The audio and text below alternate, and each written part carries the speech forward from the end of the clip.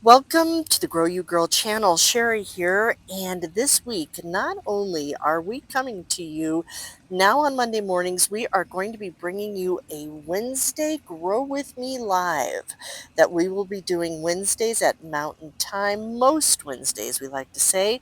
But today, for today's video, we are heading to Boulder to tour other gardens in that beautiful city.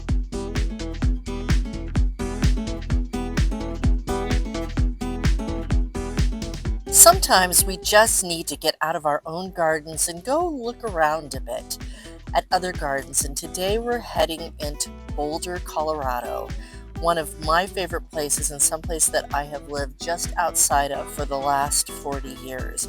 As we tour 3 gardens that were in the recent Boulder Garden Tour put on by Garden to Table, with all the proceeds going to benefit school gardens, because educating kids on top of all this is really fantastic. The very first garden I got to enjoy was called Pollinator's Palette, and the gardener, who is an artist and landscaper, as you will quickly see, her name is Anne, and she has cultivated this garden over the last 40 years using Monet as her inspiration. And you'll see it as we go through this very front garden of her home. She made very drought tolerant in the most beautiful way. And then stepping into her back garden area along the side of the house, everywhere you look is so pollinator friendly. And oh, look, Rex begonia up in the tree. I am so fascinated with Rex begonias right now. Little sitting spots, and I highly recommend finding little sitting spots throughout your garden.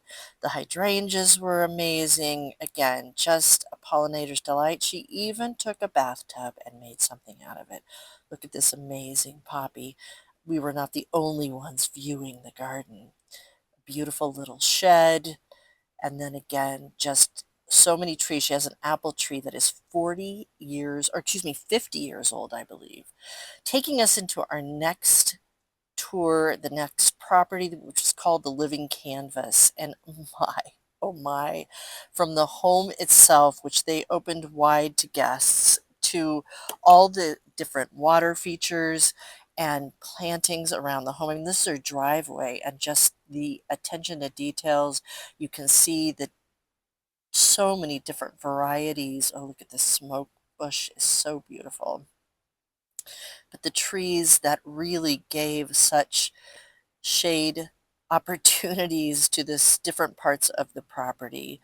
And again, just water feature after water feature that I kept coming upon in this property. It was amazing.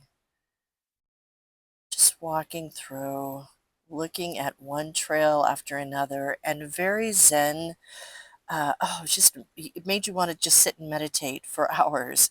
One more water feature right here on just one little nook and cranny. And I think that's one of the things that I loved about this property, which is just right up against the foothills, was how they found different color palettes and different ways to bring life in every little corner, little sitting spaces and areas that you can just feel how they live in this garden day in and day out, taking up the paths. Oh, and the pool, we're going to get to the pool more here in just a minute.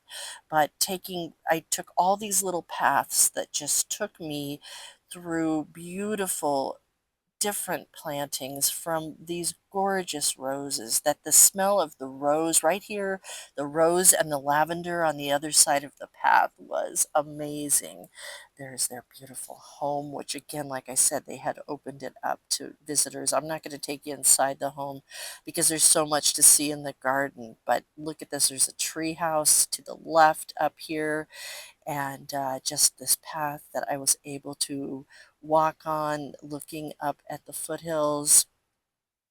And I really was fascinated by the number of roses that were on this path. I had to be careful, not to um, to get hit with any thorns or anything, but it was amazing. It was absolutely, I just imagine the smell that was all around me.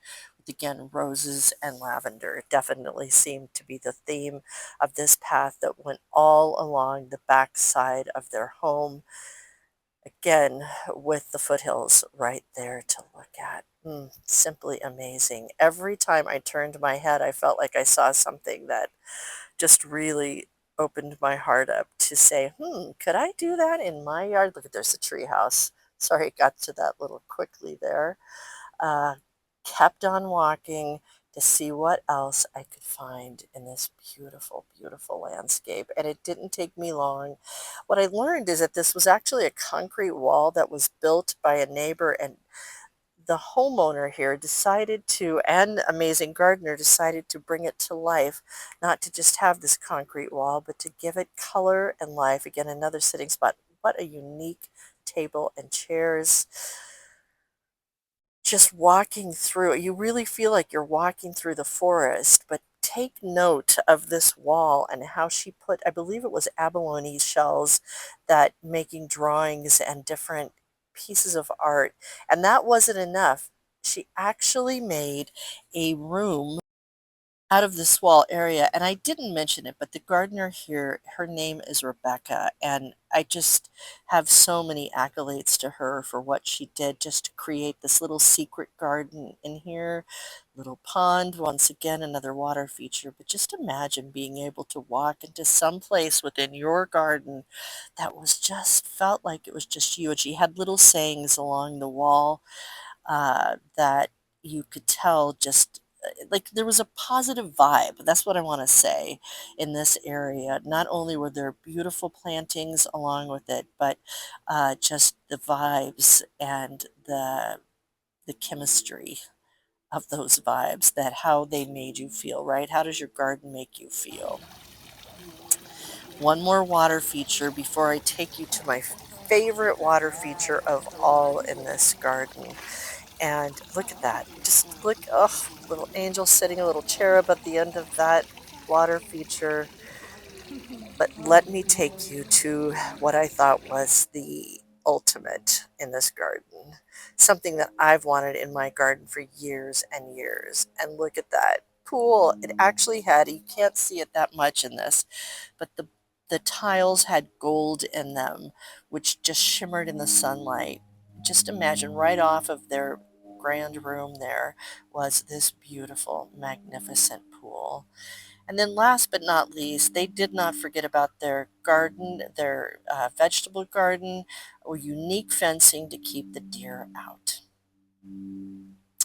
And then I moved on to this, what is just called the Winding Stone Garden.